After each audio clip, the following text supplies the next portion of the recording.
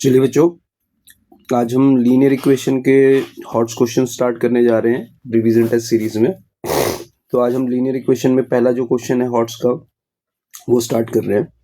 Question की जो statement है वो देखते हैं पहले क्या दी हुई है। क्वेश्चन में ये बोला गया है कि solve for X and Y. हमने किसके लिए सॉल्व करना है बच्चों? एक्स एंड वाई के लिए, ठीक है। तो इसको हम इक्वेशन 1 दे देते हैं और इसको इक्वेशन क्या दे देते हैं 2। अब वो क्या कहता है, एक्स और वाई की वैल्यू के लिए हमने इसको क्या करना है, सॉल्व करना। तो अब इसको करने के लिए एक चीज का बड़े ध्यान से समझना जो मैं इस क्वेश्चन में करवाने जा रहा हूँ। जैसे अगर हम यहाँ पे एक चीज नोटिस करें, डायगनली यहाँ पे जो कोफिशिएंट्स हैं वो हमारे क्या है, सेम है। फिर से रिपीट कर रहा हूँ, डायगनली जो हमारे कोफिशिएंट्स हैं वो क्या दिए हुए हैं बच्चों, सेम दिए हुए हैं।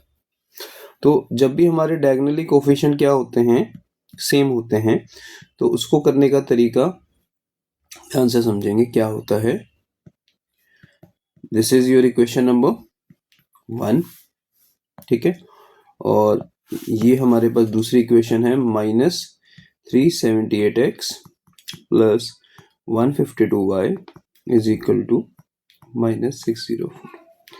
इसे इक्वेशन नंबर क्या दे देंगे 2। अब हमने यहाँ पे एक स्टेप लिखना है जो मैं आपको लिखाने जा रहा हूँ, on adding equation 1 and equation 2। तो अगर हम इक्वेशन 1 एंड इक्वेशन 2 को ऐड करेंगे, ठीक है, ध्यान से देखना क्या होने वाला है जब हम इन दोनों इक्वेशंस को क्या कर रहे हैं, ऐड। 152 माइनस कितना है बच्चों, 378।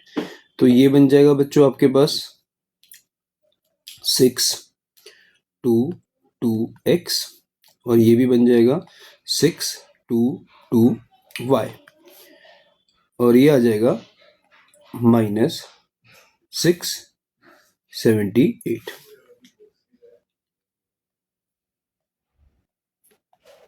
इसमें से -226 क्या ले लेंगे कॉमन,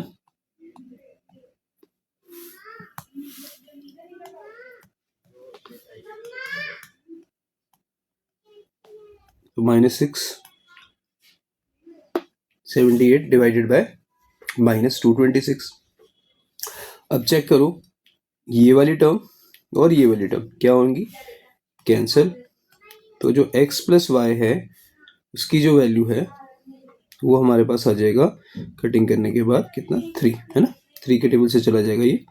तो this will represent the equation number 3। क्या बोलेंगे इसको, this will be your equation number 3 अगर मैं 1 एंड 2 को ऐड करता हूँ। अब इसी तरीके से यहाँ पे एक वर्डिंग लिखेंगे, on subtracting equation 1 and equation 2।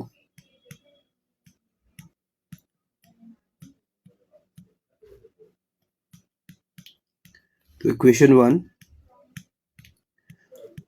और इक्वेशन 2 को हम अब करने जा रहे हैं सब्ट्रैक्ट।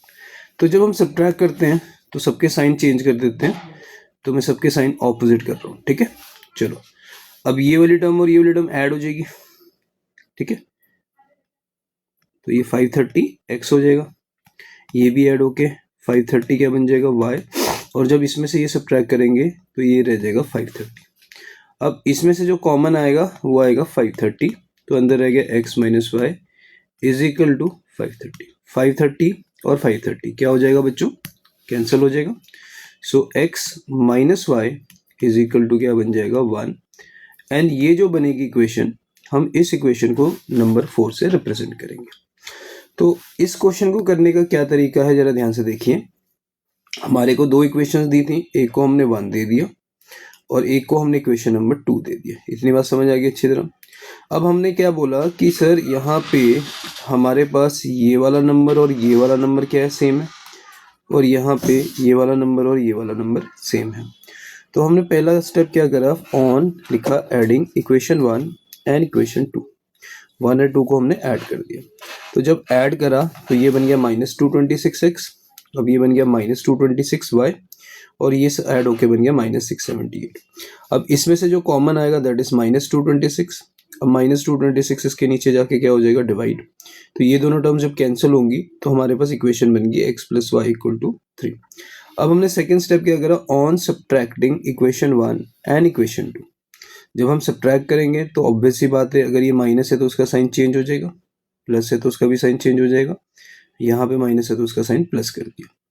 तो ये 152x है, ये प्लस 378x है, तो दोनों को ऐड करेंगे तो 530x बन जाएगा।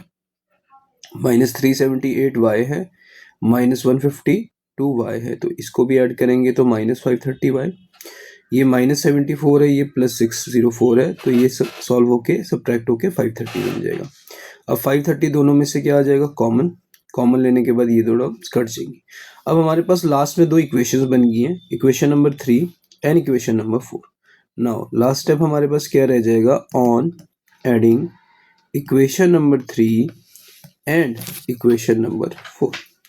तो अगर मैं इक्वेशन 3 और इक्वेशन 4 को ऐड करता हूं तो मेरे पास जो आंसर आएगा वो क्या बनेगा, y से y कैंसिल हो जाएगा, तो जो 2x है वो हमारे पास बन गया 4 के इक्वल। तो जो x की वैल्यू आएगी वो 4/2 आ गई। तो जब हम कटिंग करेंगे तो जो x है दैट इज इक्वल टू 2। तो अब हमारे पास जो x है वो तो हमारे पास 2 आ गया, अब रह क्या गया, y रह गया। तो पुटिंग हमारे पास जो x आया है that is equal to 2 either in equation 3 और इन इक्वेशन 4। तो अगर मैं x की वैल्यू 2 पुट करता हूं तो जो y की वैल्यू आएगी वो आ जाएगी 3 - 2। So the y comes out to be 1। तो इसका मतलब हमारे पास जो x आ रहा है दैट इज इक्वल टू 2 और जो y आ रहा है दैट इज इक्वल टू 1। और यही हमारा इस क्वेश्चन का आंसर है। तो इस क्वेश्चन को करने के लिए हमारे पास अप्रोच क्या थी बच्चों, कि पहले हमारे पास ये चीज़ चेक करनी है कि डायगनली दोनों नंबर क्या होने चाहिए, सेम होने चाहिए। तो जब डायगनली दोनों नंबर हमारे सेम होंगे तो फर्स्ट हमने क्या करना है, दोनों इक्वेशंस को क्या कर देना है, ऐड कर देना है।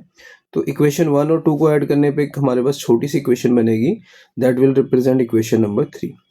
फिर हमने उन्हीं दोनों इक्वेशन को क्या कर देना है, एक बार सब्ट्रैक्टिंग 1 and 2 कर देना है। उसको भी सॉल्व करके हमारे पास एक छोटी सी इक्वेशन बनेगी दैट इज x - y = 1। अब इन दोनों को सॉल्व करने के लिए either we can add these two equations और हम दोनों इक्वेशन को सब्ट्रैक्ट कर सकते हैं। तो ऐड करने के बाद y से y क्या हो जाएगा, कैंसिल। तो 2x = क्या आ जाएगा, 4। तो x = कितना आ गया, 4/2, जो कि कटिंग होके कितना रह जाएगा, 2 रह जाएगा। तो x की वैल्यू हमारे पास कितनी आ गई, 2। तो x अगर हम इसमें 2 रखते हैं तो y हमारे पास आ जाएगा, तो y हमारे पास कितना आ जाएगा, 1। Clear, please note it.